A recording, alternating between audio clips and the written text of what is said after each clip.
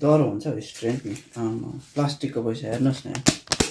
आज चाहिँ म तपाईहरुलाई मान्छेहरूले आफ्नो देशबाट नि सबै छोडेर के को लागि आएको रहेछ हो त्यसलाई देखाउँछु ल।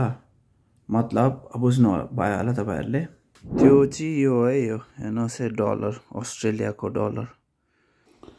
यसकै लागि आउँछ है मान्छेहरू, बुढी नानी आमा बाउ छोडेर यसकै लागि आउँछ है। अन्त कतिले यसलाई भगवानै ठान्छ, बट रङ हो यो, गड होइन। पैसा चाहिन्छ, लाइफको एउटा पार्ट हो, तर होल लाइफ हो।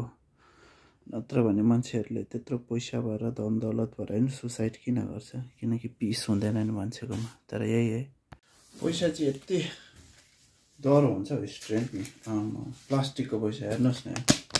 ए प्लास्टिकको पैसा, यो $50 हो। अघि देखाएकोमा 100 को पनि हुन्छ, तर 100 को चाहिँ छैन अहिले। भोलि पर्सि भयो भने देखाउँछु। हेर्नुहोस् आएछ 100 को हुन्छ, यो चाहिँ 50 को हो। $50 यति डर हुन्छ है, च्यात्तिनु पनि च्यात्तिँदैन। हेर्नुहोस् न कति डर हो।